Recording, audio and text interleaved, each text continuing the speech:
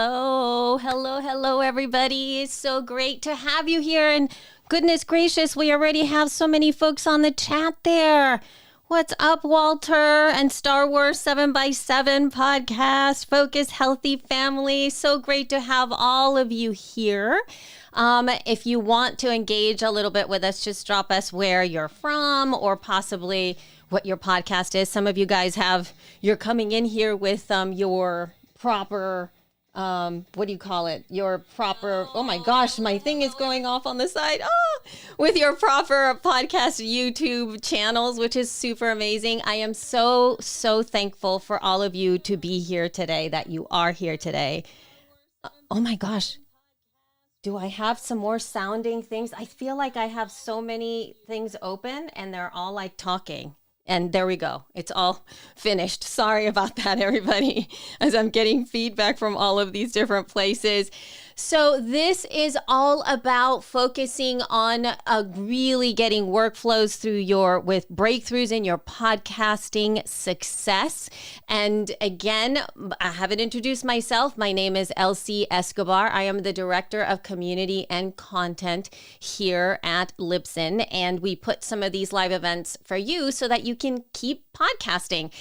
Just a really quick FYI, if you want to continue this conversation, I'm going to be leading a Twitter Spaces about what we covered today tomorrow at 11 a.m. Eastern time. You can head over to twitter.com/Libsyn and get the scoop on that. And the reason we do that is because a lot of this stuff that we're doing together here today is a little more front facing. We are more talking at you, if you will. And the Twitter Spaces is more when we start to communicate with one another and figure things out together. So if we happen to not answer a question that you have, we'll do it that way later on. And make sure to subscribe to the channel if you are not.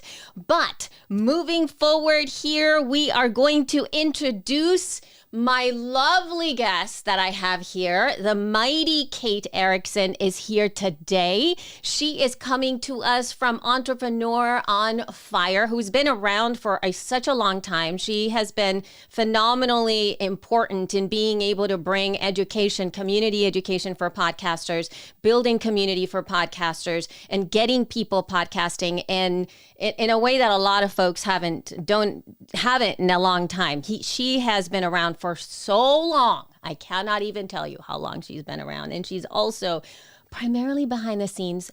And I am so excited to have her here today because she's phenomenal. Hello, Kate. It's so nice to have you.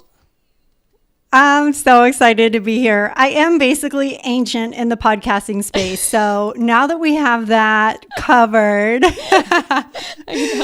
no, I'm very excited to be on the mic with you, Elsie. I was so fired up when you sent over a request for us to hop on together and talk about this topic because this is my jam. I love nothing more in the podcasting space than to help other podcasters on their journey. And I see we have so many people from around the world. I already saw Germany, London, Texas, so NorCal. good. This is so incredible. It's so great to have all of this going down, isn't it? So just to give you guys an FYI, we're probably going to mention it again. And also we do have the team managing some of the chat in here. So if you do have a question, what's going to be really important for you is to, when you write it, and I know you're probably going to forget, but we're going to give it a go. Put a Q at the beginning of your question, because when I'm in the back here, it's so much easier for me to filter the questions for us to address at the end of our time together.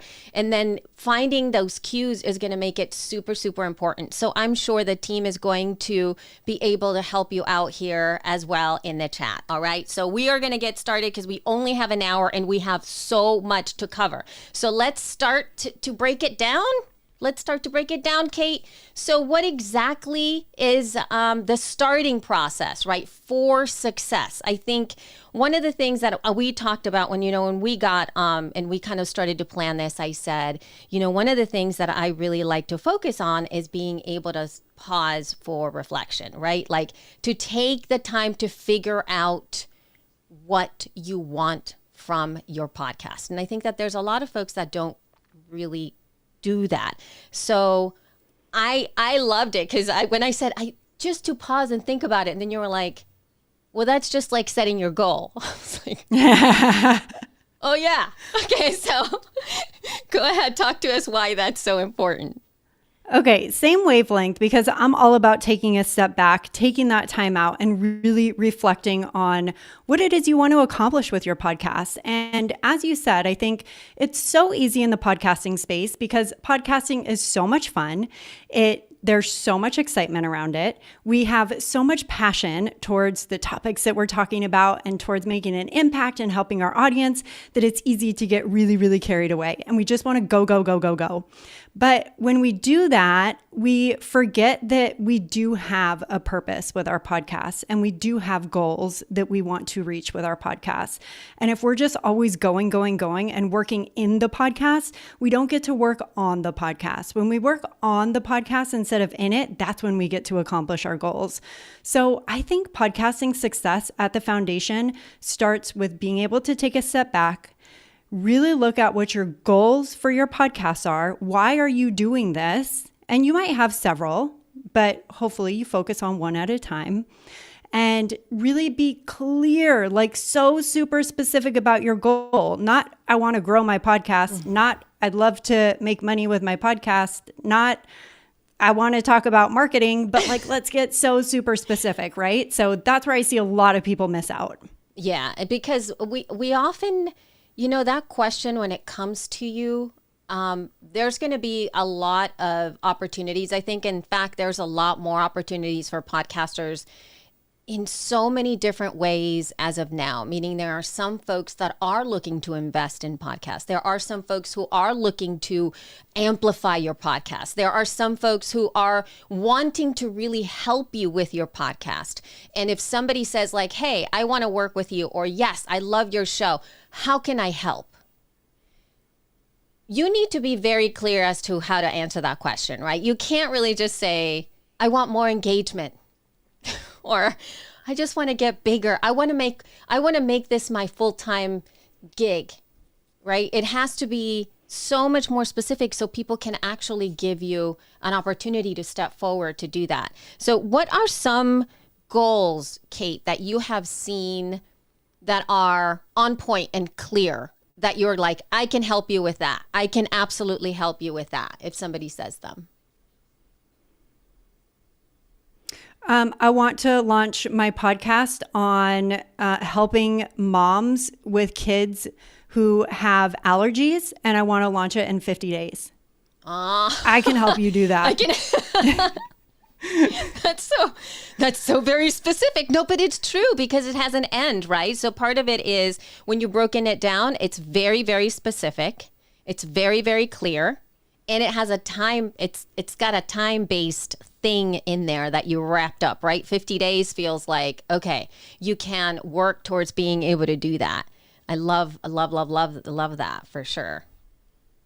Yeah. And I think that it's so important when people are thinking about their goals. Like, it doesn't always have to be, I want 5,000 more downloads, or I want to make $1,000 from my podcast. You might be podcasting so that you can connect with influencers in your industry. You might be podcasting because you want to gain confidence behind the microphone so that you can one day speak on stage. So a lot of goals are tied to like money and download numbers. And I want people to also feel like it's okay to have a goal that doesn't have anything to do with that, because that might not be why you're podcasting. Maybe that's why you're podcasting later, but starting out, just like really, again, take that step back, sit down and ask yourself, why am I doing this? Yeah, but that's something really, really important. There's a lot of podcasters that get a lot from just getting behind the microphone and learning new tools, being able to understand how to connect with each other. I know for me, like if I was doing an interview type show, I would probably have my goal be just getting over my fear of talking to people that I don't know, right? To be able to feel confident, to interview folks. Like that would be a huge goal for me so that I could start to to create the best content that I can through conversation, because I tend to lean on people that I know a little bit too much sometimes because I'm afraid, right? That's a lack of confidence of just not doing it enough. And I think the more we do things like this, like even just having a conversation and presenting live like this is going to give you a little bit more to do stuff, right? To be able to continue forward. Do you have anything else to say in terms of goals before we move forward just a little bit more? Just again, the emphasis on being so specific about it. Like if you think that you are specific with your goal, get even more specific. Yeah, and you're like, no more. Yeah. Yes. Okay, so this is very theoretical, right? This is not a new conversation. I'm sure most people have heard, like, set your goals. Make sure that you know why you're podcasting. Like, why do you have a podcast? This is not a new conversation, and I'm sure you've heard other people talk about this. But one of the reasons that I had Kate here is because, my goodness, you are so fantastic when it comes to systematizing or systemizing things, right? Making sure that you create systems so that you can get things done. Because I do feel that a lot of podcasters are leaning a little bit into the creative side of things. We have ideas. We want to change the world. We want to entertain. We're a little more like, just give me the microphone and I will do all the things. And we often forget about how, like, the steps to take in order for doing stuff. So for you, what does building a system actually mean? Can you define that for folks that maybe have never built a system for anything, really? What would that be for a podcaster? For a podcaster, building a system is putting a set of steps in place, a process that you can follow over and over again to work most efficiently and effectively and to save yourself time. That's when you get out of working in the podcast and you get to work on the podcast. And to your point, you mentioned a lot of like this creative energy, which I'm totally down with, and I feel that as well. You get more time and space for creativity when you put systems in place. Because I know a lot of, when you think creatively, you're not thinking about wanting to like automate and delegate things. However, doing that will give you more time for the creativity. Yeah. And I think that I want you all to listen to that in the sense that when Kate mentioned that you can repeat it over and over again, that's when that system really starts to work for you. And it doesn't have to be super complicated. And I can almost guarantee, in fact, I'd love to hear from those of you who are watching, if you have maybe a minimal checklist of what you do when you record your show, or maybe a small little checklist of what you do when you publish an episode. I'm sure that at first you didn't have that, but the more you did it, the more you went like, oh yeah, I'm repeating this over and over again, and I'm writing these things. So I'd love to see if anybody in there has a little list or something that they already have, or possibly even before recording. I don't know if you do this, Kate, because I know that you started podcasting a little bit more on the regular. And I don't know that if you, even when you press record, if you have a little system, right? Maybe 1, 2, 3, make sure you do this, this, and this. Do you have that already going on for recording? Every single time, 100%. I would be such a bad teacher if I didn't. I know.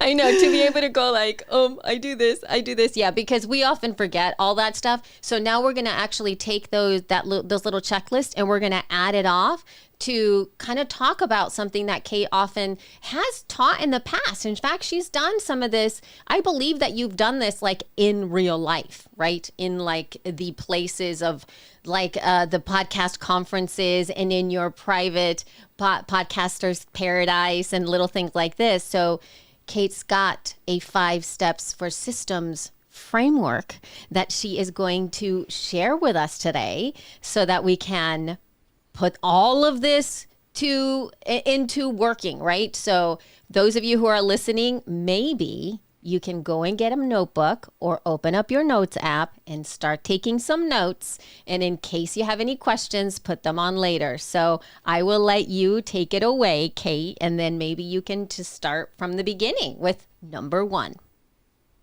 Yes, I will absolutely do that. I love this framework so much. Literally, this framework has changed my life. Setting up systems in our business has created freedom in our business and in our life. John and I have been living in Puerto Rico for the last 6 years now. We're completely location independent. We travel the world every single year. Actually, right before COVID, we did a 90-day Europe trip with just our backpacks and a laptop, and our business continued running, our podcast continued running. We continued generating the same amount of revenue as when we were at home in our offices. And this is all thanks to systems. This is because of this framework that we've set up and that we use to systemize everything. So that's what I love about this framework is I'm going to talk about these 5 steps, and you can apply this to anything in your podcast. You can apply this to anything in your business. You can apply this. I even apply it to things in my life. I'm not going to lie. I have systems for like my shopping trips. So the sky's the limit. For sure. I love that. Okay, so step number 1, I like to call this taking inventory. This is a time where we just get to lay the groundwork, set a foundation for ourselves, and this can inform so much. In this particular exercise, it's going to help inform what we create systems for, but this is also a great exercise if you're looking to hire team, if you're looking to bring someone onto your team, looking at the tasks that you do is a great way to decide what you want to delegate to somebody else. It's also great if you already have a team. Every year during annual reviews for my virtual team members, I have them do this inventory task and I have them send it over to me so that I could see what are the things that they're working on a daily basis, on a weekly basis, on a monthly basis. So taking inventory, this is you doing just that, taking inventory of how you're spending your time and what tasks and projects and to-dos and one-time things you are working on in your business. So all you have to do is take out a piece of paper, let it follow you around for 1 week. You can use an online note-taking system if you prefer. I love Workflowy. Workflowy is just it's so bare bones simple. You literally open Workflowy and it's a note taker. So you could do it online as well. I like to start with a day of the week as like the header. And so I'm going to write Monday, Tuesday, Wednesday, Thursday, Friday, Saturday, Sunday if you work on your business on the weekends or on your podcast in this case. And under each of those days, I'm just going to take note of what I'm working on. If I check my email, I'm going to write down check email. If I go on social media to post something, I'm going to write post on social media. I reach out to a guest and request for them to be on my show, reach out to guest. So everything, nothing's too big, nothing's too small. You're just going to write that list. No need to spend like too much time in the weeds. This is just taking inventory. That's step 1.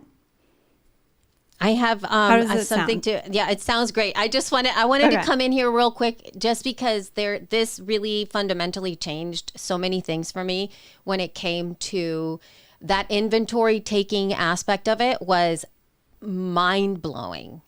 And I have a couple of tools that I can share as well. I love Workflowy as well, but in case you want to get like something that really helped me was getting the actual time that I was spending doing things in addition to what I was doing, and that was incredibly helpful. So I have an app that I heard about that is for iOS. It's called Timery, and I believe that you spell it Timery, and it is essentially timers, and you can have them both on your phone or if you have an Apple Watch. There's a little app for Apple Watch as well, and you can also find it on it actually is in conjunction with an app on the computer called Toggle, Toggl. .com. You can go check that out. Those are free.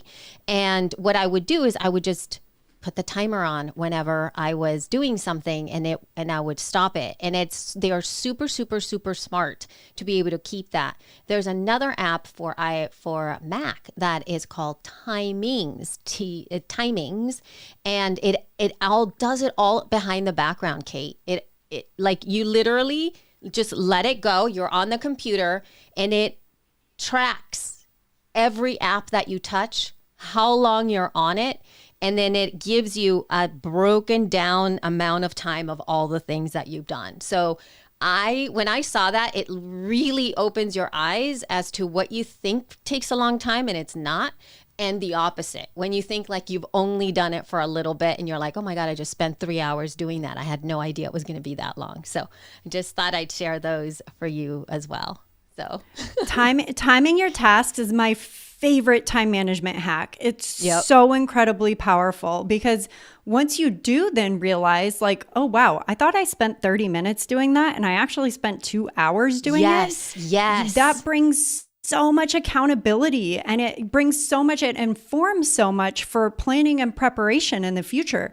Now you know, maybe you could be working more efficiently or maybe you need to start planning more time out for those tasks. Absolutely. I did it for my taxes, just to let you all know into that, because I had to time myself. I always found myself scrambling right before tax season and it was too stressful. And I was just like, I cannot do this to me again. And so one year I just took my time and I timed myself to see how long actually everything took.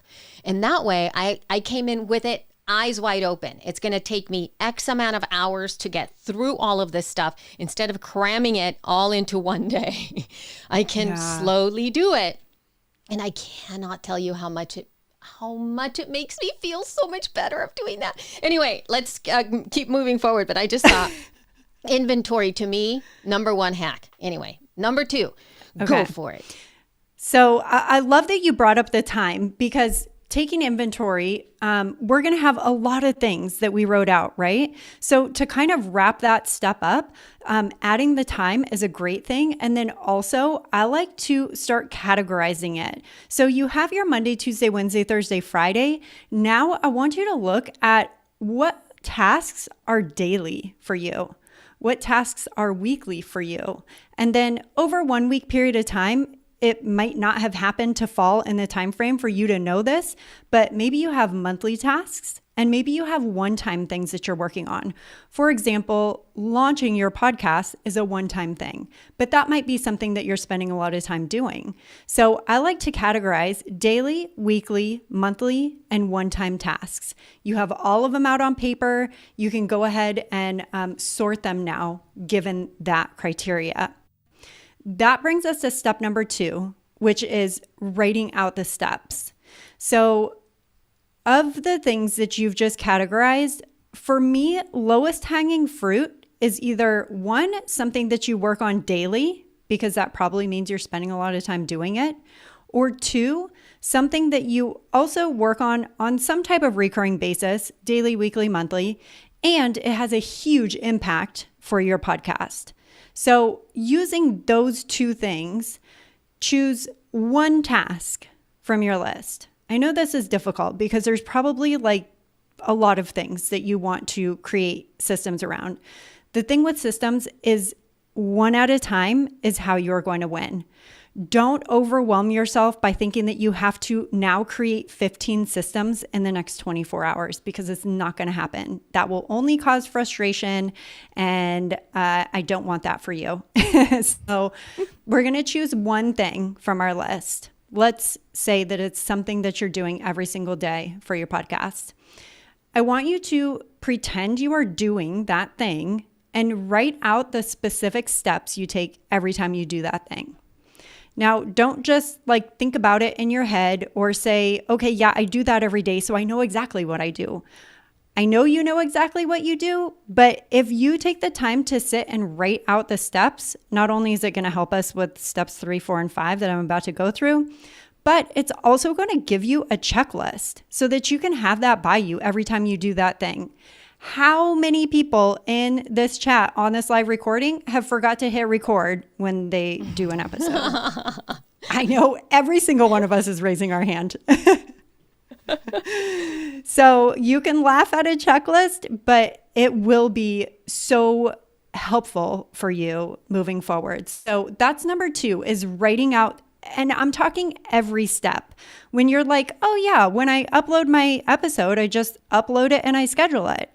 Well, not really. You take your MP3, you might tag it before you upload it. If not, you're uploading it, then you're adding a title, a description, maybe a season number, maybe an episode number. You're linking things, you're adding your artwork, you're choosing the date that it's going to be scheduled for, the time that you want it to go live.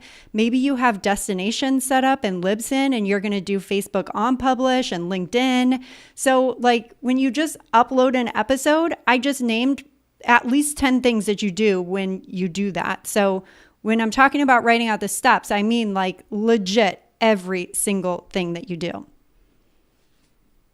Love. Does that sound all good? That is all good. And we are so that's our second step. That's creating systems. And now we're moving to more fun things. Oh my goodness, so exciting. Number 3 is determining efficiencies. So you have your list of all the steps written out. Now for each of those steps, when we determine efficiencies, we're either going to automate, delegate, or batch. Automation is when we can use an online tool to help us. Delegation is when we can assign it to somebody else, maybe someone on our team, a contractor, or go to a site like Fiverr or 99 Designs for help with something. And then batching is really for those tasks that need to stay with us. We're going to create multiples of them at the same time versus spreading that activity out over a week. So an example of that would be if you have recording time set aside on Monday afternoon, Wednesday afternoon, and Friday morning, I highly encourage you to batch that time into one day. So let's say you have 1 hour on each day. Instead, create 1 3-hour time block on one day, and the momentum, the rhythm, and the progress that you can make when you batch like that, instead of all those 3 different times, the time that you're going to take setting up your equipment, the time that you're going to take getting in the right frame of mind to hit record and get on the mic, the new files that you're opening, all of that. Like it seems like little bits of time, but that time adds up so fast. And so if you can batch those tasks that you are required for, like recording your podcast, I can guarantee you it's going to make such a huge difference. Oh my gosh. I know that for me, like I have a very, very much an ADHD brain. And I can tell you that whenever I have to switch tasks, that switching time, at least for my brain, it can't do that. Like, so even if I'm writing an email and then I have to go record something, even though those two things that are very easy for me to do, like I don't have challenges around the actual doing of these things. I'm fairly set up, as you can see, of all of these things. So I don't have to set anything up, but just the mind shift between thing and thing is very hard because my brain tends to jiggle a lot. And so like if I will go to the other thing, it takes me time to kind of getting settled. And if I can create the same action over and over again, it just helps me be able to get that stuff done. If not, I'll end up with half done things all the way. Mm-hmm. Like I'll start it, but I won't finish. So yes, so that's really very, very helpful. And in that context switching, there's so many opportunities for distractions too. And I know that all of us can relate to that. Oh my gosh, yes, absolutely. The context, it's crazy. It's crazy. And do you have anything else to add to the determining efficiencies part of the system? Just that I don't want you to think that a system has to be one of these things. A system might include all of these things. So when you write out that set of steps, there might be some steps that are automated, some steps that are delegated, and some steps that are done by you. That's great if you find a system where everything's automated, but it's likely that you'll probably find a combination of these things within the systems that you're setting up. So that's my last part on that.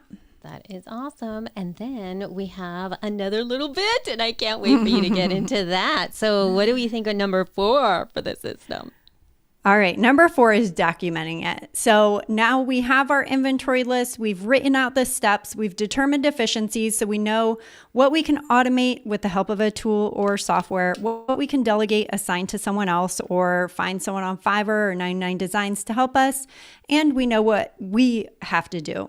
Now we're going to document that. So I not only say document in the sense that I want you to record all of that, maybe via a video. You could use a service like Loom, Loom, to record your system.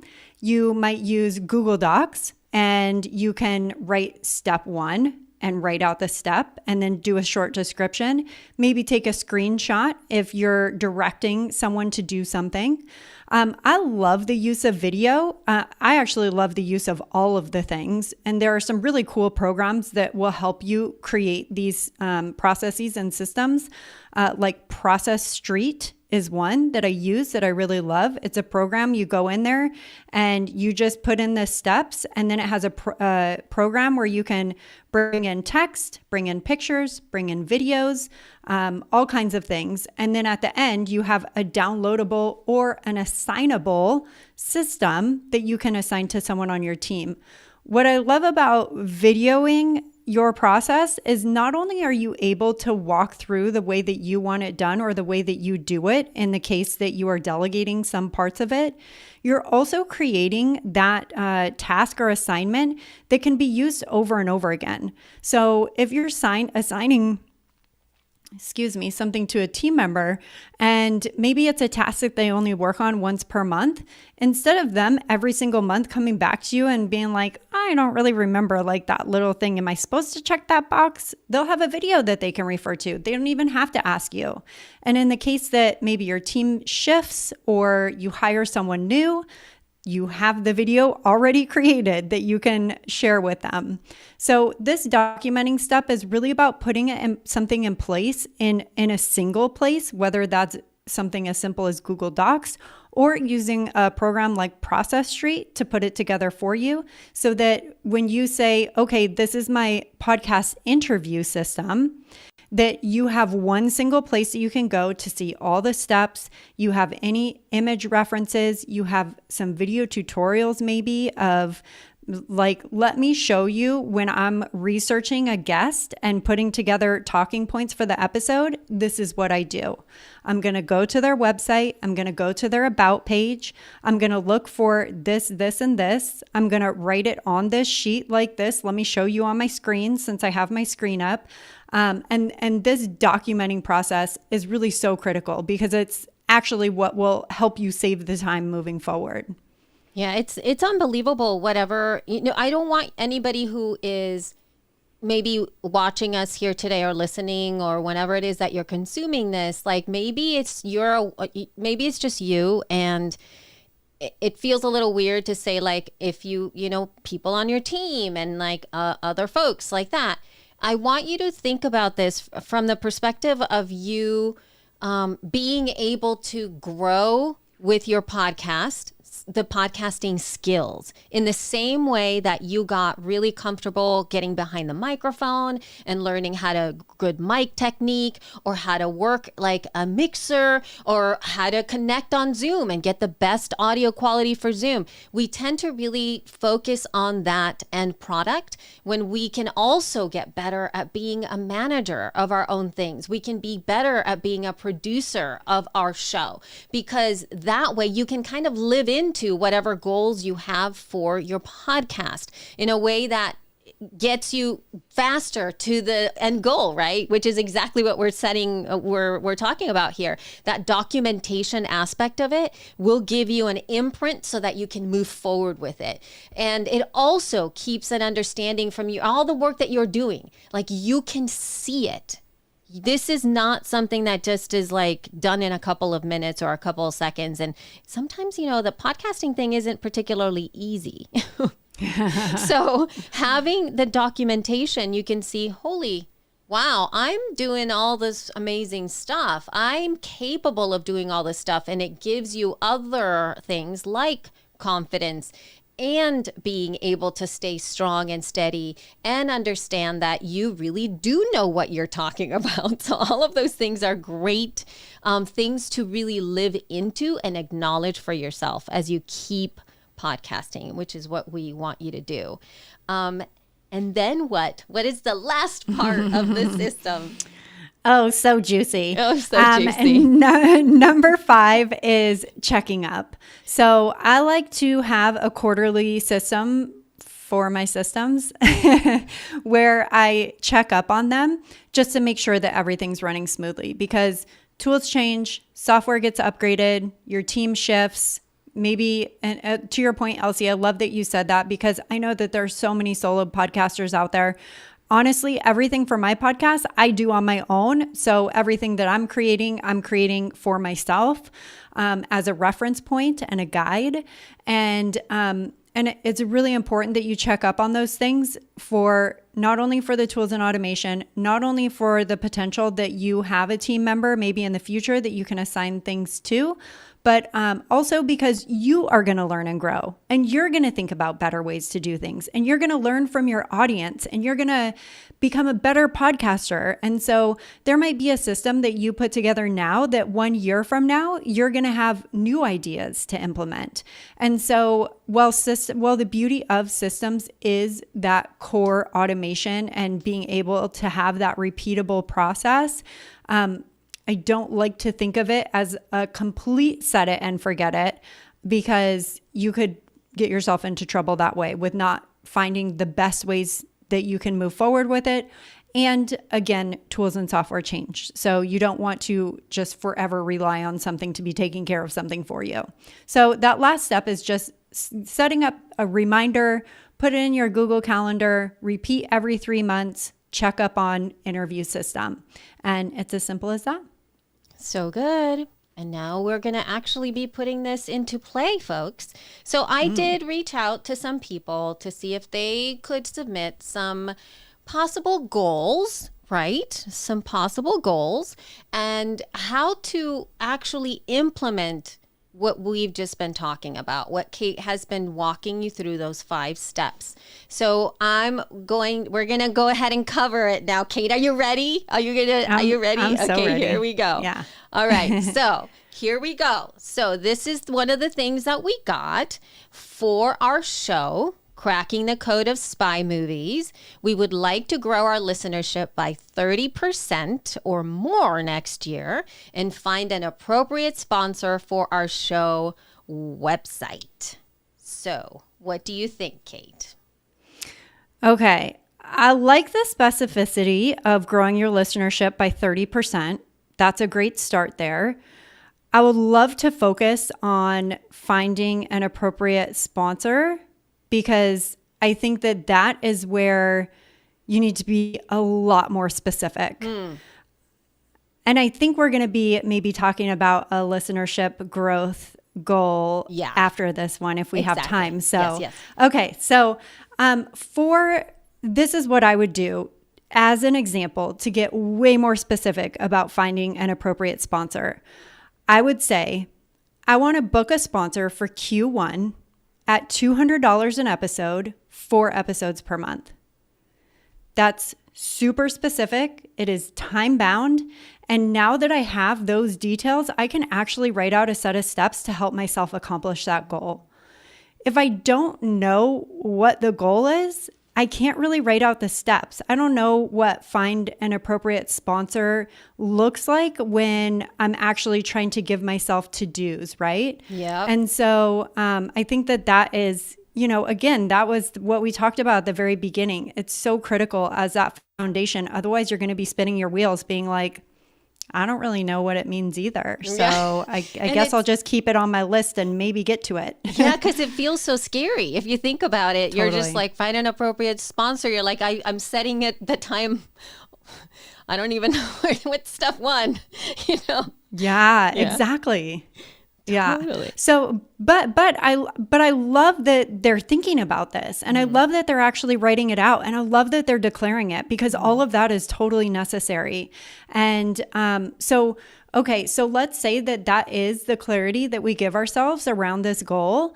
Now I know that one of my first steps is going to be, I need to create like a one sheet or a landing page that describes the sponsorship package. It's $200 per episode. It's 4 episodes per month. And I want to do it for a quarter at a time. So now I've given myself my first step. I need to create a one sheet of my sponsorship package, and that's the one sheet I'm going to use when I actually go out to reach out to my potential sponsors, so that they know what I have to offer. So that would be step one. And this is really like, okay, so creating a system around this, like these are just the steps that I would lay out in order to approach this goal right now. And in this, you will see which steps would actually make the system. Creating the one sheet is a one-time thing. We're going to do that once and then we'll check up on it. Maybe we have updates, our listenership grows, our sponsorship packages become more robust, yada, yada, yada. So step two, I need to research my potential sponsors. And the fact that that they said, I want to find an appropriate sponsor tells me that maybe they're still trying to figure out, like, given my audience, what type of sponsor would I bring on? What would my audience be interested in? What are some of my audience's biggest pain points? They don't know what the best spy movies to watch are. So maybe your sponsor is a movie critic who focuses on spy movies. This is obviously not my area of expertise, so take my recommendations with a grain of salt. You're like, what? You're not a pro on spy movies? So. Yeah, I should have studied up on that. So that step two is researching potential sponsors. Step three, I would say, is to reach out to those potential sponsors that you found. Include your one sheet, send an email, go to their website, go to their contact form. If they don't have a contact form on their website, reach out to them on social media, send them your one sheet plus the specifics on why you think that they'd be a great fit for your show and why you think that your audience is a great fit for them, why your audience would be interested. So that outreach. Step three, step four, follow up. Follow up is always on you. I like to live by this rule because otherwise the ball just drops everywhere. Yeah. So got to have follow up in there. And so these steps, researching potential sponsors, reaching out to them, following up, that's all part of a system right there. That's 3 steps of a system for sponsorship outreach. Number 5, if you receive interest from any of these potential sponsors, in my opinion, next step is to book a call. I think you should get on a call with them, preferably face to face, so that you can meet them, so that they can see how serious you are about this, and you can talk about your audience and about what you have to offer them. They can ask questions. Maybe you have some questions for them. Again, that's another step in your process. 6 is to hopefully lock in that sponsorship. Maybe you do it right on the phone. Maybe they say, I'm going to talk to my team. I'm going to get back to you. Again, repeat the follow-up step. Always have a follow-up in place. Number 7, if you lock them in, send an agreement, an initial invoice. Of course, you've talked payment terms by this point if they have agreed to come on as a sponsor. And then step 8, request talking points. You got to write those sponsorship reads. You're going to send them for their review and approval. That's step 9. Step 10, record those sponsorship spots. Step 11, send the air checks over for their review and approval. Step 12, air the spots. And maybe you have in your agreement that you're going to follow up with the number of downloads 30 days post the episode going live, or maybe that's not a part of the agreement. And then step 13, follow up on that payment. Make sure you got paid. That's the most important one. No. Yeah. This is great. So good, y'all. Y'all can stop this and then rewind it and then listen to that whole thing again and make sure that you put those little steps for yourself in there, because that is so good. It's so good to know that you can repeat that over and over and over again, and you don't have to recreate the wheel. So since we're kind of running out of time, and I still want to make sure that maybe we can answer a couple of questions that might be coming up into the chat, let's go ahead and come to our second goal. So they have another goal that was sent in here, and here's another goal. I want 3,000 downloads by December 31st. I assume today. I'm assuming December 31st, 2022. This year. But hey, who knows? So yes, here we go. We're going to go with this year. And okay. Candace, I'm thinking that you are just rocking it with your publicist business so much that maybe that has taken over your podcast production, because I checked out your podcasts. I saw an episode April 2020, an episode April 2021, 2 episodes September, and 2 episodes October of this year. So my question for you, especially when it comes to a download goal or growing your listenership, is what's your podcasting schedule? You have to be consistent and commit to that if you're looking for a growth goal, in my opinion. I think that that's the most important part of growing your show, is showing up for your listeners and being consistent. Yep. Do you agree, Elsie? I do agree. And again, consistency doesn't necessarily mean more, right? It means consistency. It means setting expectations. And you have some suggestions. I might have some suggestions as well. But yes, consistently looks different for a lot of people, but it still needs, you have to make a choice. It has to mean something. Yeah, and communicate that to your audience too. Absolutely. If you have 2 episodes in September and 2 in October, maybe that's how you're rolling with it. And if so, just make sure your audience knows that. Yes, absolutely. Yep. Yeah. Okay, so that's step number 1, is you got to get a consistency down and a podcast schedule in place that you're going to commit to, so that your listeners know when you're showing up.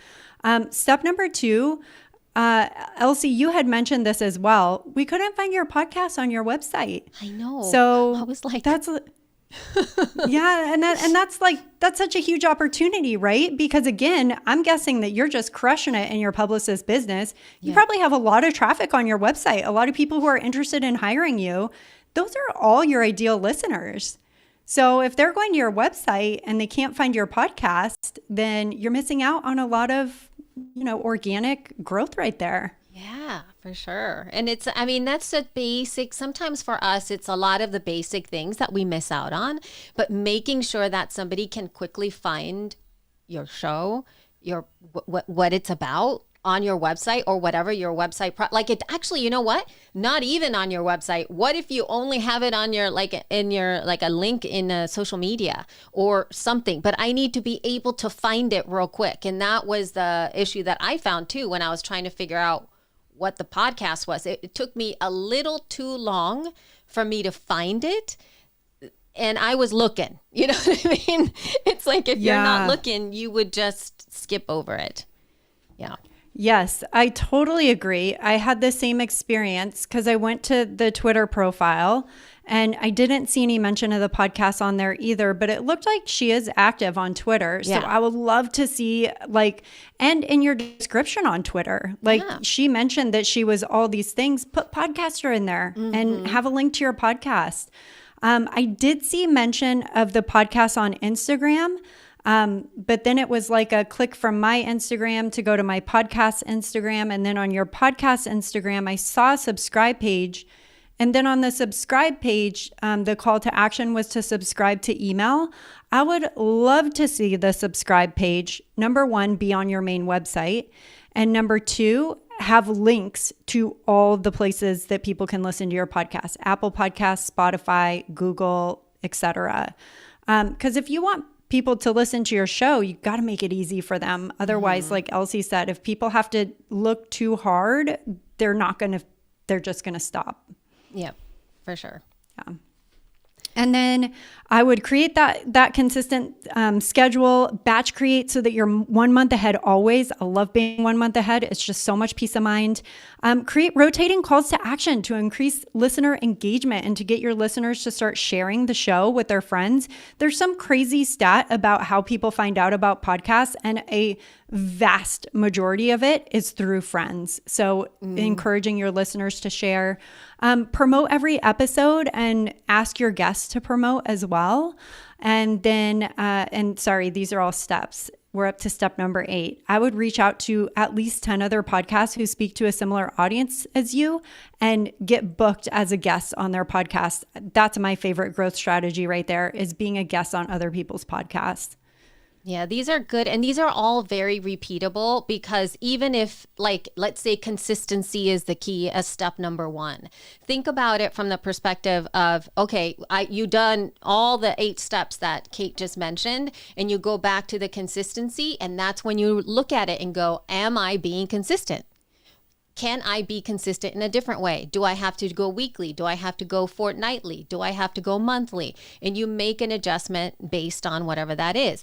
Then if you go, looking at your podcast website, let's see how much better can you make it? How much more optimized can you make it? You're not going to get it perfect the first time. I can tell you that, Yeah. And things change all the time, meaning behavior from people consuming your content is going to be changing. New buttons that Apple Podcast is going to say, now you can use this kind of thing to support your show. Like all of that stuff continues to change and shift, and education also moves back and forth. So being able to repeat these steps to see if you're getting to those goals is one of the biggest things for you to pay attention to. So thank you so much for all of that, Kate. Now, given the fact that we are running a little bit at a time here, we do have one question that I'm going to share with you that it seems like we got. And this is all about you. Do you find generally you need someone to keep an eye on certain or all of your systems? Yeah. I do think someone needs to keep an eye on them. That's why I love that checking up on them. I mean, I don't think it has to be like a daily thing, but sometimes I'm the one that's keeping an eye on them. And if you're a solo podcaster and you're creating these systems for yourself, then you need to be that person that's checking up on them. If you do delegate a majority of a system to somebody else, or you want somebody else checking up on them, that's the importance of the documentation. That's when you can just say, here's the system I have set up. I need you to keep an eye on it and tell me if anything is, going awry. Yeah, for sure. It's always good to have a second eye on some of these things. We had another question. This one is from Ivna. And is there a recommended podcast service to look at our podcast and come up with growth recommendations? This is a wonderful transition, Kate, into possibly some of the things that you and Podcaster Paradise have for us. Yeah, absolutely. Well, one, I feel like we've kind of done that a little bit on today's session, which was fun. And I hope that those 2 people find value in the chat that we had and the steps that we laid out. John and I, my partner at Entrepreneurs on Fire, we run a premium podcasting community called Podcasters Paradise. We teach people how to create, grow, and monetize their podcasts. This includes daily access to myself and John inside of our private Facebook group. And we love doing stuff like that, trying to help people find efficiencies, figure out how to grow their podcasts, figure out how to make tweaks and small changes and additions, just like we talked about on today's session, that can help you grow. So Podcasters Paradise would be one option to check out. There are, of course, many, but that's one. That is one. And there's so many different places in terms of like other communities as well. There's all kinds of stuff happening on Twitter. There's all kinds of Discord communities that are doing this kind of stuff. And actually, thinking about the Twitter Spaces, and I'm plugging it so much because we just started to do it for things like this. I know that there's probably a lot of folks here that do have other questions, or maybe you're kind of noodling on, what it really is your goal, right? You feel like you're being put on the spot and you can't really ask a question right now. And that's why we're doing those Twitter Spaces, so that we can come together after all of this and go, okay, how can now I get a chance to get that one-on-one, or maybe like one-to-all kind of conversation, a little bit more of a dialogue as to what we would solve, or how to, think about all the things we've discussed here with Kate. And you can find that over at Twitter, on Twitter Spaces, if you follow us on Twitter, over at Libsyn, Libsyn, and you get an opportunity to check us out every single time that we do one of these live events. I think it's so cool that you guys are doing that, by the way. I love that. It's so fun. It actually is still a little bit daunting, right? It's a whole new skill set. And I think we as producers and creators of content, and I really love to build community as well. It's a really wonderful space to get to know folks folks and to ask questions. And it feels great. It really does. It's a little daunting because you have to manage everything on the phone. And I feel a little uncomfortable with a lot of that stuff sometimes because it's not like one of these devices that I have behind me. You know what I mean? This seems like a little like that, but it's so fun. But I think we're going to be wrapping it up here again. But Kate, is there anything else that you would like to, I know we shared Podcasters Paradise. Is there anything else that anybody that you would like to let them know about you or what's coming up? Everything that we do is over at eofire.com. That's where you can find our podcast. We have a ton of free content. We write about podcasting all the time. We have free courses, just a plethora of resources for podcasters over there at eofire.com. So that would be my closeout. And Elsie, thank you so much for inviting me on today. I had so much fun chatting about this with you. It is so good. And then you all that were here in the chat, you have done so much to just kind of hang out with us here today. And if you didn't have a question answered, maybe Kate and I can come in here and give you a couple of little tips or something like that. If you leave a comment on this video, and you can always follow up with those Twitter spaces and we can take it from there. So thank you so much, everybody, for showing up here today. And we will see you very, very soon on our next event. Thank you so much. Thanks, everyone.